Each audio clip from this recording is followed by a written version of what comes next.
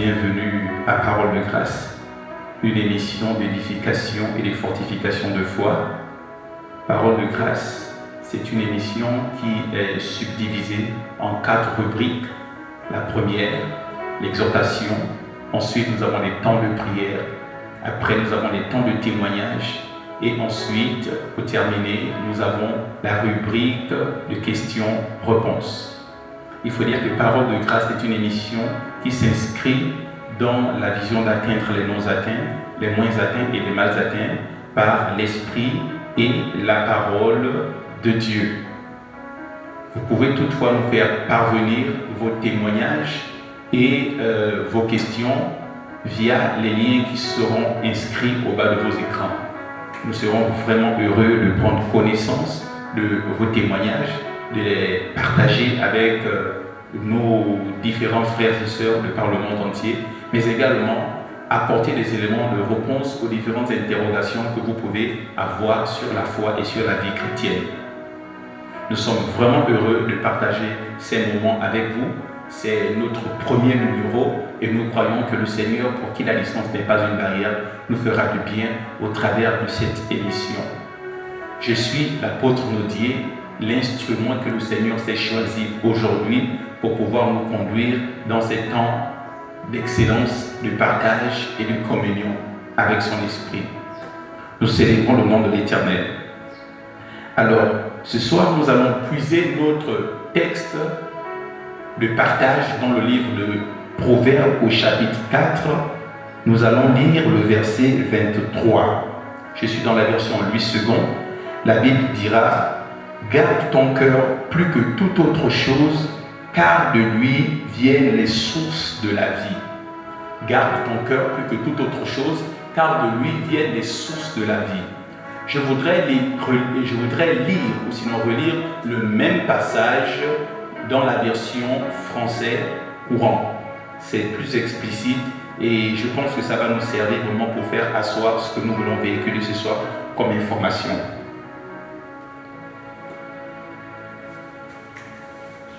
Dans la version français courant, la Bible dira: avant tout, prends garde à ce que tu penses au fond de toi-même, car ta vie en dépend. Il dit: prends garde de ce que tu penses au fond de toi-même, car ta vie en dépend. Alors, bien aimé, il faudrait comprendre que dans la croyance juive ou la croyance hébraïque, le cœur était connu ou reconnu, où nos cœurs étaient déterminés comme le centre de la pensée humaine. Le cœur était déterminé comme le centre de la pensée, le centre des émotions, le centre du désir humain. Alors, lorsque la Bible nous dit « prends garde de ton cœur, car de lui sortent les sources de la vie », la version française courante nous amène à comprendre en fait qu'il est question de nos pensées. Or, nos pensées ne sont que des résultats ou des conséquences des réalités ou des vérités auxquelles nous sommes exposés. Ça veut dire que les réalités et les vérités auxquelles nous nous exposons construisent en nous des pensées. Et ces pensées remplissant nos cœurs, la Bible disant plus loin que c'est de l'abondance du cœur que la bouche parle, ces pensées remplissant nos cœurs, ces pensées prennent forme au travers des paroles. Ces paroles vont devenir des actions, des habitudes et des attitudes. Et ces actions, ces habitudes peuvent bâtir nos vies comme détruire nos vies. Parce que la Bible, lorsqu'elle dit que c'est de l'abondance du cœur que la bouche parle, elle ne s'arrête pas là. Elle va plus loin, dit « quiconque l'aime en mangera le fruit ». Ça veut dire que tout ce que nous allons sortir de nos bouches vont avoir des conséquences et nous serons les premières personnes à supporter ces conséquences-là. Les Anglais disent « what you say is what you get ». C'est ce que tu dis que tu vas moissonner. Or, ce que nous disons résulte des pensées de nos cœurs. Or, nos cœurs, d'accord, nos pensées sont les conséquences des réalités auxquelles nous sommes exposés. Alors lorsque la Bible dit « garde ton cœur plus que toute autre chose », en vérité c'est un appel à l'autodiscipline. Parce que les réalités auxquelles nous nous exposons vont bâtir un système de pensée au-dedans de nous. Et il est très important de comprendre que le Seigneur ici ne nous dit pas, il ne nous garantit pas qu'il le fera pour nous. Il ne nous dit pas qu'il le fera pour nous. C'est notre responsabilité de garder nos cœurs, de nous exposer aux choses qui vont bâtir nos vies à la place de les détruire. C'est notre responsabilité de nous exposer aux réalités, mais également à la vérité suprême. À la vérité suprême qui a la capacité de bâtir nos vies. Alléluia. C'est très important de comprendre ça. La Bible nous dira que la foi vient de ce que l'on perçoit. La foi vient de ce que l'on perçoit. Donc si notre foi est bâtie par ce que nous percevons, mais nous percevons ces choses de quoi? Des réalités et les vérités auxquelles nous sommes exposés. Ce sont ces réalités qui vont bâtir nos foi. Ce sont ces réalités qui vont bâtir nos vies. Et donc il est très important de savoir à quoi nous exposons. Encore très important de prendre en considération que le Seigneur ne viendra pas nous garder d'un certain nombre de réalités. À nous de pouvoir nous auto-discipliner. C'est notre responsabilité de nous discipliner afin de avoir au-dedans de nous des pensées qui viennent pour nous bâtir, non pas pour nous détruire. C'est très important. Ça veut dire basiquement, si aujourd'hui m'exposer à un certain système de musique réveille en moi des pensées qui ne me bâtissent en rien, alors c'est ma responsabilité de m'éloigner de ce système de musique. Si un genre de film est pour moi aujourd'hui une source de pensée qui ne m'aide en rien, c'est ma responsabilité à moi de pouvoir m'éloigner de ce genre de film. Si une forme d'amitié développe en moi des pensées qui ne me bâtissent pas, à moi de prendre des dispositions, de m'éloigner de ces formes d'amitié. En fait, c'est de ça dont il est question. Si un milieu, d'accord, que je fréquente ou que je fréquentais, d'accord, et m'expose à un système de pensée qui ne me bâtit pas, à moi de prendre mes distances. C'est très important. Alors, partout où nous pouvons nous trouver, nous sommes parfois confrontés à un certain nombre de réalités. Mais à nous de déterminer si ces réalités-là peuvent nous bâtir, eu égard au système de pensée que ça bâtit au-dedans de nous, ou encore peuvent nous détruire. Tu peux te retrouver au lycée, tu peux te retrouver au travail, tu peux te retrouver au marché, tu peux te retrouver, en famille, tu peux te retrouver dans un milieu quelconque. Mais à toi de regarder, est-ce que ce qui se passe, est-ce que ce qui se dit, est-ce que ce que je vois, est-ce que ce que j'entends, est-ce que ce que je perçois développe en moi des pensées nobles afin de bâtir ma vie, ou développe en moi des pensées viles qui, par voie de conséquence, viendront pour détruire ma vie. Ça, c'est des questions que nous devons nous poser. Ce n'est pas le Seigneur qui le fera, frères et sœurs. Ce n'est pas le pasteur. Ce n'est pas ton voisin. Ce n'est pas ton papa. Ce n'est pas ta maman. C'est une histoire personnelle. Le Seigneur nous tient responsables de nos pensées. Il nous tient responsables de nos pensées. Mais tout part déjà de cette discipline que nous nous donnons personnellement en ce qui concerne les réalités auxquelles nous sommes exposés.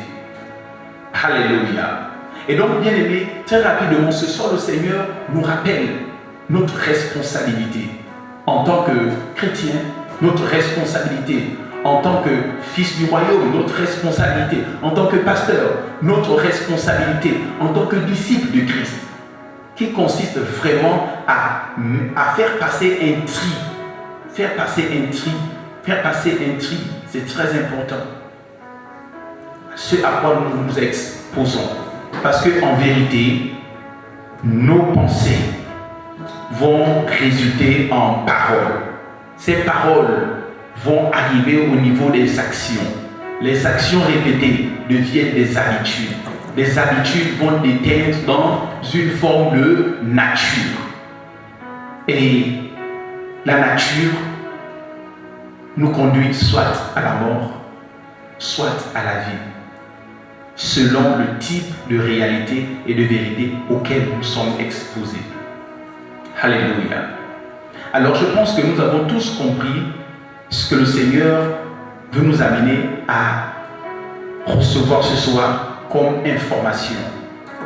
Il se trouve peut-être que tu es dans cette situation où tu as certainement essayé de te discipliner par tes propres forces. Tu as certainement essayé de te discipliner en faisant un jeûne, une prière, en demandant de l'aide à ton pasteur, en demandant de l'aide même aux frères de ta congrégation. Mais ce soir, je voudrais prier avec toi. Notre Dieu est le lieu pour qui la distance n'est pas une barrière. Je sais que étant connecté à moi au travers de cette émission, le Seigneur va éventuellement exercer quelque chose en ta faveur. C'est pourquoi je vais t'inviter à prier avec moi, demandant l'aide du Saint-Esprit. Dire Saint-Esprit, aide-moi à me discipliner. Aide-moi à me discipliner, à écouter, à exposer mes oreilles à un message, à une réalité, à une vérité qui vient pour me bâtir et de pouvoir dire non à toute vérité, à toute réalité qui a pour objet de me détruire. Saint-Esprit, aide-moi à me discipliner dans mes fréquentations, aide-moi à me discipliner dans le type de musique que j'écoute, aide-moi à me discipliner dans le type de film que je vois, aide-moi à me discipliner dans mon type d'amitié, aide-moi à me discipliner mon type de fréquentation, aide-moi à me discipliner les différents lieux où je me retrouve, aide-moi à me discipliner. Nous pouvons prier ensemble. De là où tu es, juste lève tes mains vers le ciel, prions ensemble. Adonai, notre Dieu, notre roi, nous te bénissons. Nous te célébrons parce que tu es Dieu. Tu es le Dieu pour qui la distance n'est pas une barrière. Tu es le Dieu qui transforme des vies, le Dieu qui restaure des vies. Tu es le Dieu de toute capacité. En toi, il n'y a point de limite. Et c'est vers toi nous crions. C'est vers toi nous tournons nos regards. Toi qui as la capacité de transformer les lendemains des hommes. Dans ton bon vouloir, tu nous as envoyé ton esprit. Lui qui est le consolateur. Lui qui est l'admirable conseiller. Lui qui est le compagnon avec lequel nous marchons le long du chemin. Aussi, Esprit de Dieu, nous te demandons de nous aider dans nos faiblesses. Ma sœur a besoin de ton aide. Mon frère a besoin de ton aide. Nous avons besoin de ton aide afin d'être disciplinés. Nous savons que les sources de la vie sortent de nos cœurs. Les sources de la vie résultent de ce que nous faisons de nos pensées. Aide-nous à être au bon endroit au bon moment. Aide-nous à nous exposer à des réalités et des vérités qui viennent pour nous bâtir, mais pas pour nous détruire. Aide-nous à dire non quand il convient de dire non. Et de dire oui quand il convient de dire oui. Aide-nous. Nous avons essayé avec nos propres forces, mais en vain. Mais nous croyons qu'avec toi dans cette affaire, nous allons nous en sortir. Esprit de Dieu, toi pour qui le mot impossible n'existe pas. Toi pour qui le mot impossible n'est pas dans ton vocabulaire. Aide-nous à sortir de cette impasse. Parce que nous avons découvert ce soir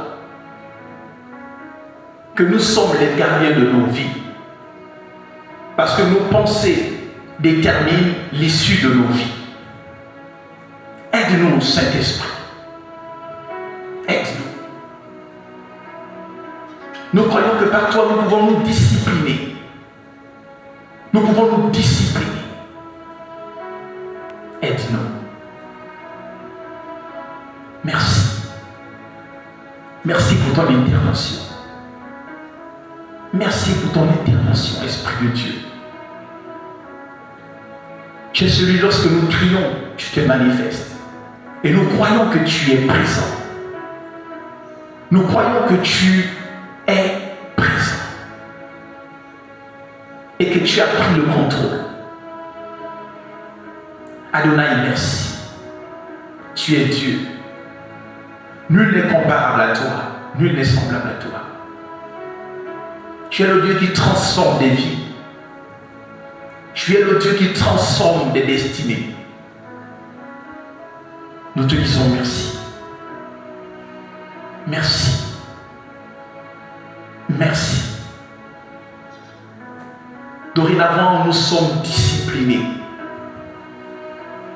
Nos pieds nous conduisent là où le Saint-Esprit veut que nous allions. Merci. Sois élevé. Sois exalté, Père. Dans le précieux et puissant nom de Jésus-Christ. Merci, Père, parce que tu nous as révélé que l'amour est notre nature, l'excellence notre signature et le gain d'âme notre culture. Merci. Tu es Dieu. Nul n'est comparable à toi. Gloire et louange à ton nom, au siècle des siècles, dans le précieux et puissant nom de Jésus. Amen. Alléluia. Bien-aimés, que Dieu vous bénisse, que Dieu vous fortifie. C'était Parole de grâce avec l'apôtre Naudier. Oui, nous avons eu des moments merveilleux dans le partage, des moments merveilleux dans la prière. Je sais que la puissance d'une prière ne réside pas à sa longueur, mais au Dieu qui a été invoqué dans cette prière. Je crois que de là où tu nous reçois, le Seigneur t'a fait du bien. Le Seigneur t'a fait du bien. Alors ne te gêne pas de nous envoyer ton témoignage via les contacts qui seront mis au bas de ton écran. Alléluia. Donc vous pouvez nous contacter via WhatsApp dans le 074 54 44 01. Je reprends 074 54 44 01 via WhatsApp ou encore par mail à mofzion en un seul mot, mofzion@gmail.com. Le mail mofzion en un seul mot @gmail.com. Nous serons vraiment heureux de recevoir vos témoignages, mais également si vous avez des questions, ne vous gênez pas, nous serons également heureux d'apporter des éléments de réponse à vos questionnements. Que Dieu vous bénisse, que Dieu vous fortifie. C'était Parole de grâce avec l'apôtre Naudier. Nous saluons au passage tous nos sponsors. Gloire et louange au nom de l'Éternel. Alléluia.